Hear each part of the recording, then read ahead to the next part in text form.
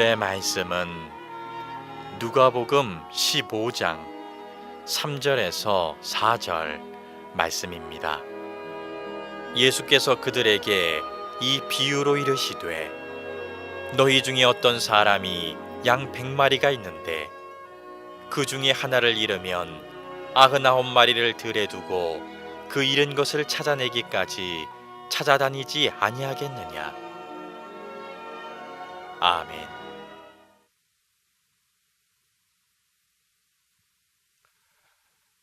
이번 2월부터 재편된 주일 2부 예배, 비전 예배 오신 여러분을 환영합니다. 초등학교 1학년 아이가 교회 가서 처음으로 예수님에 대해서 배웠다고 합니다. 그러고 나서 어머니에게 질문을 합니다. 예수님은 도대체 몇 번 돌아가신 거야? 이렇게 물어봤습니다. 엄마가 당연히 한 번 돌아가셨지. 근데 그걸 왜 물어? 이렇게 물어보았습니다. 근데 그 아이가 근데 왜 우리 동네는 이렇게 그냥 군데군데 십자가가 많어? 십자가가 너무 많어. 이렇게 얘기를 했습니다. 교회마다 이제 십자가가 있으니까 그게 이제 예수님이 다 저렇게 여러 번 돌아갔다고 이렇게 생각을 한 모양이에요. 여러분 같으면 뭐라고 답변하시겠습니까? 이 어머님이 아주 신앙이 좋으신 분인가 봐요. 이렇게 답변했습니다. 그거야, 사람들이 예수님을 기억할 때 우리를 위해 돌아가셨다는 걸 자꾸 잊어버릴까 봐 그렇게 십자가가 많이 여러 군데 있는 거야. 어쩌면 그 우문현답이라고 생각하실 수도 있을 텐데, 아이는 이렇게 펄쩍 뛰었습니다. 말도 안 돼. 어떻게 우리를 위해서 돌아가신 생명의 은혜를 잊어버릴 수가 있어? 그건 말도 안 돼. 이렇게 얘기하더라는 겁니다. 아이의 말처럼 우리도 그렇게 얘기할 수 있을까요? 우리도 어떻게 예수님을 한시도 잊을 수가 있어? 예수님의 존재를, 예수님의 은혜를, 예수님의 사랑을 우리는 한시도 잊은 적이 없다, 이렇게 얘기할 수 있을지 저는 스스로의 좀 반성이 되는 이야기였습니다. 우리는 우리를 스스로 이제 예수쟁이라고 하지 않습니까? 좀 말이 그래서 우리가 크리스천이라는 말 쓰는데 예수장이라는 뜻이죠. 그래서 저는 어디 가서 저는 크리스천입니다 이런 얘기를 가끔 할 때가 있는데, 그렇게 얘기하지만 우리가 얼마만큼 예수님을 우리 안에 담고 있을까?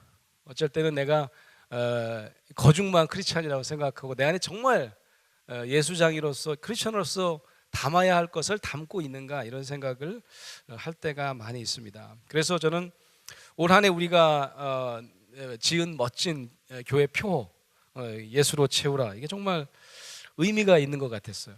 정말 멋진 주제다, 이렇게 생각을 했습니다.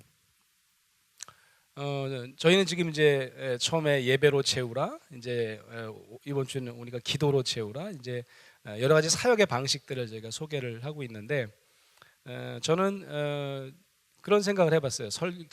설교를 준비하면서 예수로 채운다는 것이 과연 예수의 어떤 속성, 예수님이 가지고 있는 어떤 정말 남들이 가질 수 없는 그런 것들을 우리에게 주시려고 했던 것일까? 그걸 채우는 방법은 무엇일까?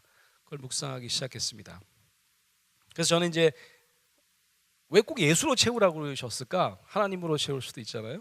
근데 일단 성부 하나님이 아니라 성자 하나님을 채우고자 하는 데는 이유가 있을 것 같아요. 그 이유는 뭐냐면 예수님은 우리랑 닮은 데가 있습니다. 예수님은 분명히 우리와 같은 육신을 입은 참 인간으로 오셨다고 성경은 소개하고 있습니다. 그런 역사가 분명히 신약 성경에 소개되어 있지 않습니까? 그래서 저는 이 예수로 채우라는 주제는 어떤 면에서 굉장히 역설적인 주제예요. 왜냐하면 하나님께서 우리를 위해, 우리를 이해하기 위해서 우리의 육신을 입으신 예수님을 보내주셨습니다. 이제 거꾸로 우리가 참 인간이신 예수님의 거룩한 몸을 한번 우리 몸에 한번 입어보자는 시도 같아요. 예수님이 가지고 있는 거룩한 육신의 속성을 우리 안에 채울 수 있다면 우리는 어쩌면 정말 참 크리스찬, 예수 정신을 우리가 실천할 수 있는 그런 가능성이 생기지 않을까? 그런 의미에서 예수로 채우라라고 하는 주제는 제가 아마 매달 첫 번째 주에 예수님의 몸에 대한 묵상을 한번 해보려고 합니다. 예수님은 분명히 우리랑 똑같은 육신을 가지고 계셨지만 그분은 참 인간 그리고 참 하나님으로서 우리가 상상할 수 없는 놀라운 인간적인 특징을 가지고 계셨다는 겁니다. 이번 주 저는 예수님의 눈에 대해서 한번 묵상해 보려고 합니다. 예수님의 눈. 예전에 우리가 이 드라마를 아시면 저랑 같은 연배이시거나 좀 연식이 되신 분들이에요. 600만 불의 사나이 혹시 기억나십니까? 굉장히 좋아하시는 분들은 이게 제가 보니까 저도 어린 시절에 본 것 같아서 보니까 74년부터 78년에 우리나라에서 방영했던 거예요. 그러니까 뭐 요즘 젊은 우리 자녀 세대들은 뭐 전혀 아마 뭐 이렇게 지나가다 들었을 수는 있겠죠. 우리 굉장히 좋아했던 드라마입니다. 600만 불의 사나이. 어떤 내용입니까? 지금은요 얼마든지 가능한 얘기예요. 그때는 정말 황당한 얘기였는데 그걸 뭐라고 하냐 바이오닉 맨이라고 하는데 생체 공학적 인간입니다. 그러니까 로봇가 아니라 인간입니다. 근데 몸의 일부를 기계로 만든 거예요. 어떤 사람이 사고를 당했습니다. 그래서 600만 불을 들여서 그 사람에게 왼쪽 눈을 아주 기계적인 눈으로 장착하고 오른손 팔을 그래서 엄청나게 무거운 것도 들 수 있고 그다음에 두 다리를 잃었는데 이 사람의 다리를 달아줍니다. 그래서 엄청나게 빨리 이렇게 달리는 거죠. 왼쪽 눈, 오른쪽 팔, 두 다리입니다. 요즘엔 정말 얼마든지 가능해요. 요즘에는 인공 장기도 우리가 장착할 수 있지 않습니까? 그러니까 뭐 얼마든지 가능한 얘기 같아요. 근데 저는 굉장히 인상적인 게 하나 있었어요. 어린 시절에. 제가 어린 시절에 본 것 같은데 이 눈이 그렇게 확대 줌이 가능하다는 게 너무 신기한 거예요. 20배로 줌밍이 됩니다. 그래서 줌밍이 될 때 이 효과음이 또 우리 모두를 아주 흥분시키는 기억나세요? 그래갖고 사람이 쫙 멀리 있는데 엄청나게 크게 보이는 거예요. 저는 어린 시절에 내가 시험 시간에 저 눈을 장착할 수 있으면 얼마나 좋을까. 옆 사람은 이제 시험지를 딱 보는데 뭐 뿌연데 그냥 하면 답이 그냥 쫙 물론 이제 나보다 공부 잘하는 애인지 못하는 애인지를 이제 식별할 수 있는 능력은 저한테 있어야 되겠죠. 그러면 그 눈만 장착하면 내가 전교 1등 하겠더라고. 너무너무 신기했어요. 예수님이 가진 눈은 어땠을까? 아마 예수님이 가진 눈의 시력은 여러분이나 저나 별로 궁금할 필요가 없을 것 같아요. 그분이 1.0이었을까? 마이너스였을까? 별로 관심 없어도 됩니다. 하지만 궁금해할 게 있습니다. 예수님 시각에는 뭐가 크게 보였을까입니다. 뭐가 확대돼서 보였을까입니다. 왜 그럴까요? 다른 사람이 볼 수 없는 것이 바로 그의 눈에 보였을 것이기 때문입니다. 또 해가지고 일반 사람을 볼 수 없는 것을 예수가 봤다면 예수님의 그 특별한 시각은 우리가 꼭 알아차려야 될 시각입니다. 잘 안 오다가 오늘따라 또 쫓아왔는데 제 대학생 딸이 최근에 친구 둘이랑 해외여행을 다녀왔습니다. 여대생 셋이 여행을 가면 어떻게 한 번도 안 싸고 잘 갔다 올 수 있을까요? 저는 거의 불가능한 일이라고 생각해요. 뭐 워낙 개성이 강할 때니까 말이죠. 근데 너무 재밌더라고. 얘기를 듣는데 첫 번째 다툼은 사진 찍기에서 이제 비롯됐답니다. 요즘 대학생들 사진 찍기 참 좋아하죠. 한 아이는 굉장히 인물만 집중해서 찍더랍니다. 인물만 찍어요. 배경은 상관없어요. 인물만 찍습니다. 우리 딸은 배경이 중요하지 않냐? 인물만 찍으려면 왜 베트남에 왔냐? 베트남 배경이 있어야 되지 않냐? 그러니까 인물도 중요하지만 배경도 중요합니다. 제일 뭐 이성적인 판단인 것 같긴 해요. 세 번째 친구는 굉장히 연출된 사진을 좋아한답니다. 굉장한 소품을 가지고 왔대요. 심지어는 비눗방울을 가져왔대요. 이렇게 불면서. 그렇게 찍기는 쉽지 않죠. 여행 가서. 근데 그걸 그렇게 하시더라는 거죠. 셋이 어떻게 여행을 즐겁게 했을까요? 아마 어느 순간에 서로 언짢아 하는 걸 알아차렸는지 금방 웃으면서 풀어서 잘 화해하고 여행을 즐겁게 갔다 왔다고 하더라고요. 아마 이 세 친구들이 분명한 깨달음이 있었을 거라고 저는 생각합니다. 뭘까요? 세 명의 친구가 분명히 시력은 비슷할지 모르겠어요. 다 안경 쓸 수도 있고 그만 할 거예요. 하지만 시각은 완전히 달랐습니다. 뭐를 더 확대해서 보고자 하는지는 분명히 달랐던 세 사람이라는 말씀입니다. 예수님이 가진 시각은 어떤 점에서 특별했을까요? 뭐가 더 크게 보였을까요? 일단 예수님은요, 제가 제일 먼저 드는 생각은 권력에 대한 시각이 달랐어요. 힘에 대한 시각이 완전히 달랐습니다. 힘이 있는 사람을 따라가는 일을 하지 않았다는 말입니다. 저는 가끔 그런 상상을 해봅니다. 여러분도 한번 상상을 같이 한번 해보시기 바랍니다. 예수님 시절에 사진기가 있었어요. 우린 진짜 엄청난 시대를 살고 있습니다. 우리가 어떤 소풍 갈 때는 사진기를 들고 다니는데 이제는 매일 사진기를 들고 다녀요. 왜냐하면 핸드폰이, 스마트폰이 사진기가 가능합니다. 예수님 시절에도 사진기가 있었어요. 그래서 굉장히 많은 예수님의 기록 사진이 남아 있습니다. 그렇게 상상해 보세요. 예수님의 기록 사진이 남아 있습니다. 가끔 박물관 가면 우리가 책에서만 봤던 옛날 사람들이 다행히 사진기가 있었던 시절에는 기록 사진이 남아 있습니다. 자, 한번 상상해 보세요. 예수님 주위에는 누가 있었을까요? 예수님의 기록 사진 주위에 어떤 사람이 예수님 옆에 있었을까요? 힘 있는 종교 지도자? 정치 지도자가 있었을까요? 셀럽이 있었을까요? 유명 인사가 있었을까요? 한번 상상해 보시기 바랍니다. 아마 예수님의 기록 사진이 있었다고 하면 우리가 다 알아보지 못하는 사람이 거기 있었을 겁니다. 이 사람 유명한 종교 지도자 그 사람인가? 아니에요. 그럴 리가 없습니다. 정치 지도자도 아마 아니었을 거예요. 유명한 사람도 아니었을 겁니다. 그죠? 지나가면 동네에서 만날 수 있는 아이들이었을 가능성이 높습니다. 아이들이 내 근처에 있는 거 막지 말라고 제자를 야단치신 예수님. 여성들도 많이 있었을 가능성이 있습니다. 여러분, 아이들과 여성은 그때 당시 사람을 세는 셈법에도 들어가지 못했던 사람입니다. 남자만 사렸어요. 여자와 아이는 셈에도 빠졌던 정도로 하찮은 존재였습니다. 그 또 누가 있을까요? 죄인과 세리입니다.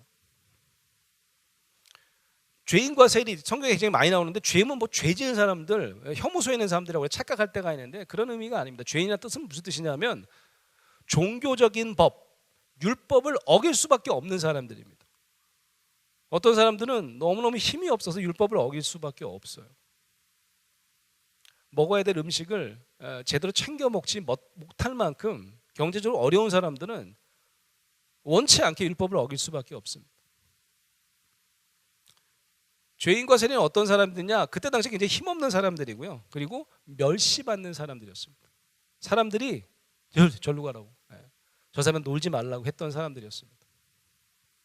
이들과 어울리고 함께 식사도 하고 함께 그들의 집에 거하셨다면 예수님이 그런 분들과 사진이 찍혔을 가능성이 굉장히 높습니다. 그럼 예수님의 시각은 어땠던 것일까요? 이렇게 생각할 수 있어요. 그저 그냥 끼리끼리 놀았나 보다. 예수님도 그런 사람들과 수준이 같은 수준이니까 끼리끼리 놀았겠지. 아닙니다, 여러분. 제가 발견한 예수님의 특징은 예수님은 남들이 보지 못하는 그들만이 가진, 남들은 무시하는 정말 약자들만이 가진 특별함을 발견했기 때문입니다. 우리가 그거를 깨달을 수 있으면 좋겠어요. 작년 한 해 지금 예배 시간이니까 예배가 끝나면 한번 살펴보시기 바라요. 여러분이 찍은 사진이 아마 여러분 사진기, 여러분의 핸드폰 안에 다 담겨져 있을 겁니다. 그죠? 사진첩에 가면, 갤러리에 가면 다 있을 거예요. 한번 사진을 쭉 훑어보시기 바랍니다. 여러분 주위에 어떤 사람이 있는지 한번 확인해 보시기 바랍니다. 요즘 많은 사람들이 SNS에 사진을 올립니다. 참 놀라워요. 소위 셀카라고 하는 자신만을 돋보이게 해서 자신이 스스로를 찍은 사진. 이 셀카가 정말 난무합니다. 그죠? 그 셀카 보고 현혹되면 안 돼. 만나보면 딴 사람일 때가 많아요. 아주 특별한 각도를 연구하기 때문에 또 요즘에 이렇게 덧칠하는 거 있잖아요. 그런 사진이 엄청나게 많죠. 올 한 해 여러분이 만약에 올 한 해를 마무리할 때쯤 내가 예수님의 시각을 채우는 삶을 실천했는가? 그 결과를 확인하려면 여러분의 사진을 한번 살펴보시기 바랍니다. 그 사진 여러분 주위에 누가 있습니까? 아마도 가족들이 있을 가능성이 많습니다. 손주가 있으신 분들은 아마 손주 사진이 엄청나게 많이 있을 겁니다. 저도 설교 준비하면서 저도 작년 한 해 사진이 워낙 많아서 카카오톡 제가 대문 사진을 올렸던 사진을 한번 살펴보았더니 제 자신에 대한 사진도 있더라고요. 가족들과의 사진이 제일 많더군요. 올 한 해 예수님의 시각을 여러분 안에 채워서 예수님이 주목하시고 예수님이 크게 보시고 돌보시려고 하셨을 그런 이들과 더 많은 시간과 경험을 나누는 저와 여러분 되시기를 주의 이름으로 축원합니다. 오늘 우리가 읽은 본문 말씀인 누가복음 5장 15장 우리가 3절부터 읽었거든요. 1절부터 읽어보면요 매우 대조적인 군집이 등장합니다. 1절에 보면 이렇게 돼 있어요.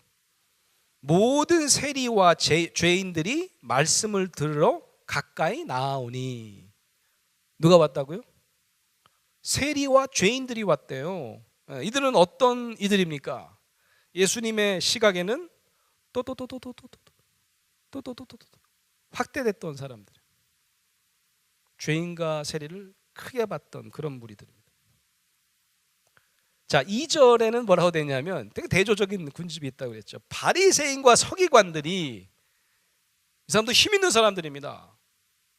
아주 정죄하는 것이 얼마든지 가능했던 그때 당시에 어떤 면에서는 주도 세력이라고 볼 수 있어요. 이들이 수군덕거리기 시작합니다. 그럼 뭐라고 돼 있죠? 이 사람이 죄인을 영접하고 음식을 같이 먹는다 하더라, 이렇게 얘기했습니다. 이들 누구입니까? 예수님 뒤에서 흉을 보고 뒷담화, 성경에 보면 이분들이 뒷담화 치는 거 굉장히 많이 나와요. 그죠? 뒷담화를 굉장히 많이 하는 무리들입니다. 예수님을 싫어하고 뒤에서 뭐라고 그러고 흉보는 무리들입니다. 이들은 특별히 못된 사람들입니까? 그렇지 않아요. 특별히 못된 사람들이 아닙니다. 이 사람들은 어떤 사람들이냐면 실은 가장 일반적인 사람들이에요. 그때 당시 가장 일반적인 시각을 가진 사람이에요. 크게 볼 사람은 크게 보고 작게 볼 사람은 작게 보는 게 일반적인 시각을 가진 사람. 예수님이 특별한 거죠. 일단 99의 1의 차이를 한번 잘 알아야 돼요. 예수님은 좀 특별해요. 99는 절대 다수고 1은 극소수입니다. 이 차이가 있는 거예요. 뭐가 중요하냐면 세상은 절대 다수가 중요한 거예요. 예수님은 우리가 다 이해할 줄로 알고 거기는 무리들 다 이해할 줄로 이렇게 얘기하는 겁니다. 99마리가 있는데 아니 한 마리가 잊어버렸는데 한 마리 찾아 나가는 거 당연한 거 아니야? 이렇게 얘기를 하는 겁니다. 99마리 다 있으면 있잖아요. 그냥 한 마리쯤은 찾아 나설 필요가 없을지도 몰라요. 그냥 지가 찾아서 내일 아침에 이렇게 올라오면 다행이고. 왜요? 아니 괜히 99마리 들에 두고 나갔다가 99마리 중에 또 없어지면 어떡할 거예요? 99마리 중에 몇 마리가 또 탈출하는 그런 상황이 발생할 수도 있기 때문에 그냥 하나를 그냥 깨끗하게 포기하는 게 더 맞습니다. 더 이해가 안 가는 상황은 사실 그 다음 절이에요. 우리가 길가에 읽지 않았는데 5절과 6절입니다. 뭐라고 돼 있냐면 이렇게 돼 있어요. 또 찾아낸즉 즐거워 어깨에 메고 집에 와서 함께 즐기자 나의 잃은 양을 찾아내었노라 하리라. 이거 미친 거 아니에요? 아니 한 마리를 찾았다고 그게 엄청나게 신나가지고 즐거워서 어깨 메고 집에 와가지고 어떻게 해요? 친구들 불러갖고 잔치를 한대요. 여기까지 비유를 들으면 우리가 멀쩡하게 잘 있었던 99마리 양의 입장에 생각해 보자고요.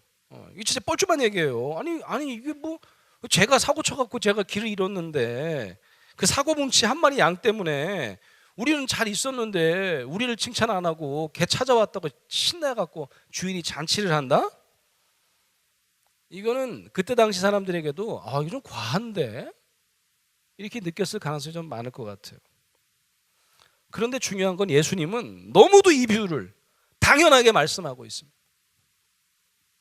저는 이분의 그 당연하게 느끼시는 이유가 느껴졌어요. 우리가 좀 전에도 얘기했지만 그분은 우리와 다른 시각이 있었기 때문입니다. 또. 이 특별하게 어떤 사람들을 엄청나게 크게 보는 그런 시각이 있었기 때문에 그게 가능했다, 그런 말씀입니다.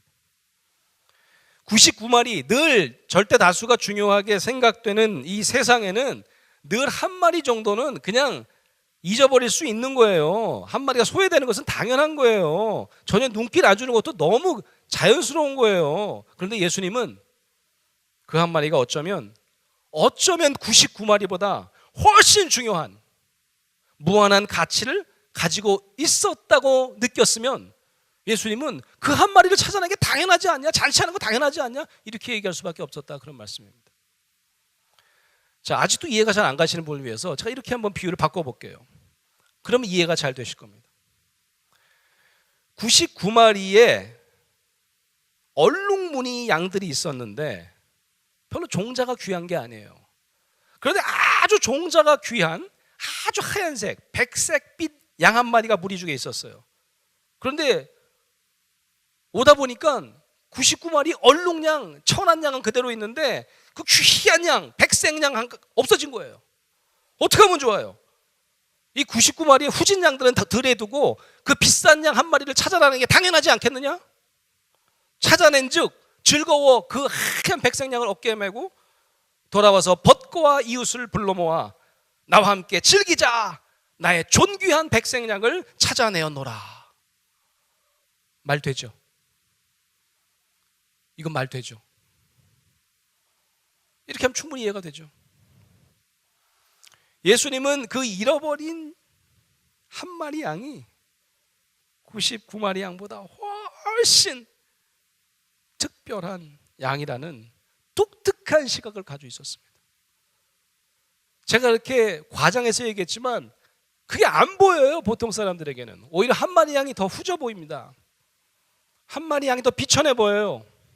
한 마리 양이 더 힘도 없어 보여요. 근데 예수님의 눈에는 그 양이 무한히 확대되어서 보였다는 사실입니다. 우리도 이러한 예수님의 특별한 시각을 우리 눈 안에 채우는 한 해 되기를 기원합니다. 사랑하는 성도 여러분, 올 한 해 저와 여러분도 세상을 알아보지 못하는 이들, 숨어 있어서 작아서 보이지 않는 이들을 크게 확대하여 보시는 예수님의 특별한 시각을 마음에 채우는 한 해 되시기를 간절히 축원합니다. 아멘.